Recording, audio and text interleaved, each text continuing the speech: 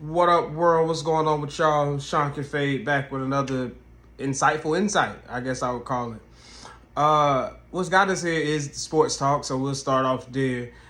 Crazy news with Mike Tomlin leaving the Steelers, and the Steelers for the first time in a long time not having a solidified new coach coming forward. As long as I remember Bill Cowher being the coach when I was younger. Then as soon as he left, Mike Tomlin was there. So I don't really remember how long it was between them getting new coaches. But I do know that historically, the Steelers always, stick with their guy until either he retires like Bill Cowher, walks away like Mike Tomlin. But I think that there's a good analogy that we can see with the Steelers and Philadelphia, because I'm always talking about Philly, with how winning can distract you at the right or wrong times. And what I mean is Mike Tomlin was winning enough to stay relevant, you could say, like going just above 500 on a regular basis, making the playoffs, even though they were losing in the first round of the playoffs. His winning with teams that may not have been adequate enough to chase a Super Bowl kind of it hid the fact that the team really, for such a historic franchise, wasn't or hasn't been going in the actual direction that they really expected to be going in when you think about how historically good their defense is. And the same thing goes with Philly. Every time we have these seasons post Super Bowl, whether we win or lose, we get these offensive coordinators who win just enough for us to keep putting up with the bullshit until we don't get what we wanted out of it. And what happens is people don't know how to lose properly, I would say, because a lot of times the losses are really what help us win later on. A lot of times people tell you to take the risk in life when it's new, when it's fresh. Go ahead and lose and go ahead and find out what it's like to fail early so that you can make the proper adjustments, so you can find the weaknesses in your system, in your scheme, so that you can win when it's necessary. And what's happening for Mike Tomlin for so many years is they were winning just enough or so much that, one, they never were able to draft really high in the draft. I always used to say that the Steelers' biggest problem is they win too much and not enough at the same time. So they win to make the playoffs, but when you make the playoffs, now you're next year when you had a team that really wasn't good enough to even win in the first round of the playoffs. So sometimes they wasn't even qualified to make the playoffs, but because they have great coaching and they have this culture where they stick together and it's all team oriented, they would make the playoffs. But you don't have the resources to draft high. You don't have any draft capital because you're drafting outside of the top 15 on a regular basis, year in, year out. Now, there are players that are not, first round draft picks that end up being somebody, but it's really hard to find those players because you're not absolutely evaluating your team for what it is.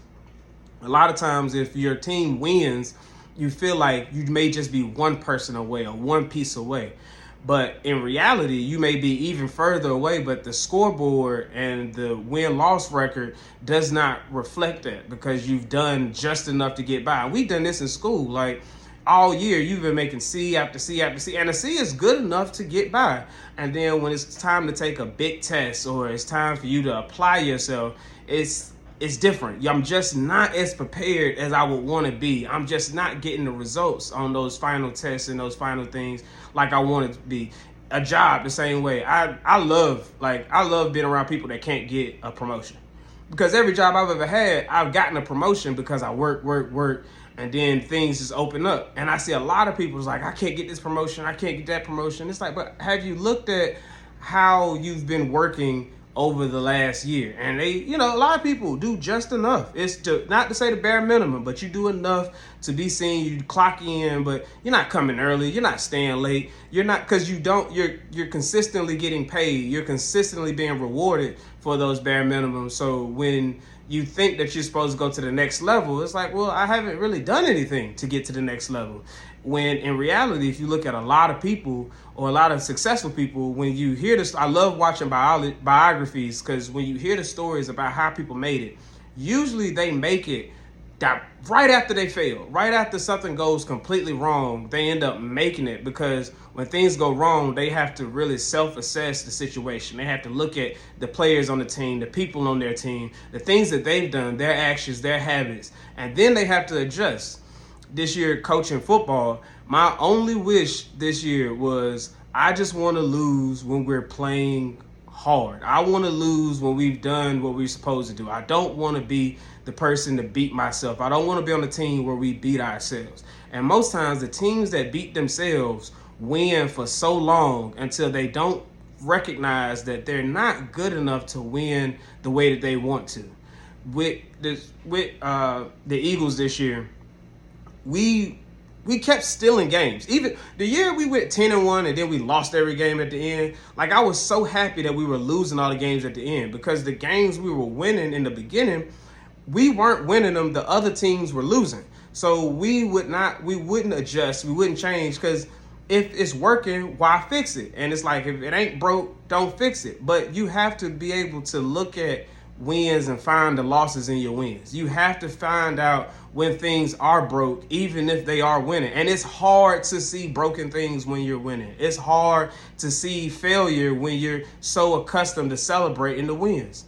And so what I think we need to do is look for losses. Be a lot more critical on yourself when you do win, so that you can find the places for you to adjust, so you can find the things that you need to fix, and you may need to, switch some people out. Or sometimes people need a demotion, because they would do better in a demoted perspective than they would in the position that they have now. Sometimes an offensive coordinator is a really good wide receivers coach. Does not mean he's a great offensive coordinator. He just may need to take a step back. He may not have the creativity and the wherewithal to be the greatest offensive coordinator. Same thing with head coaches. In the NFL, we have so many great defensive and offensive coordinators who want to be the head coach, but because they don't have the personal skills, they may not have the discipline, they may not have the structure to be that, they are put in a position where they win enough to keep their job, but they're not able to get their team over the hump. And you have to be able to evaluate yourself and your situation on a regular basis. The hardest time to evaluate yourself is when you're winning. So I think what we need to do is look for losses. Work hard enough, try hard enough so that you can lose, and then you can reevaluate, and then you can go win the way you want to. If you look at 2025, if you like me, I had so many day-to-day wins that I kept missing. And what I mean by that is, a lot of times I was so happy with the things that came easy. I was so satisfied with the things that worked, that when things didn't work, I would just focus on the things that was working. And at times, for your mental, for your happiness, for your, you want to focus on what's working. And we will absolutely package all of the stuff that's not working, put it in a box, close it, seal it, and push it to the side. And then when we realize, I needed those things, we'll go back and get them.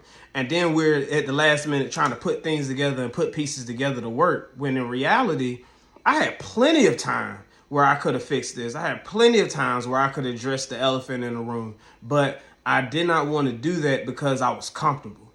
And we have to get comfortable being uncomfortable, even when things are going your way. Because a lot of times things are going your way because you're not looking the other way. It's like trying to cross the street and not paying attention to your left side because you see how clear it is on the right side. You got to look around. You have to pay attention to all that you do, and if you want to be successful. Now, if you want to do just enough to get by, then by all means, just focus on the positive. Just keep your head, just keep going, just like Dory. Just keep going, just keep swinging, and the positive will take you where you're going. But if you want to win, if you really want to find yourself successful, if you really want to put yourself in a position to be great, you have to make hard decisions. And you got to be willing to live with some of those decisions.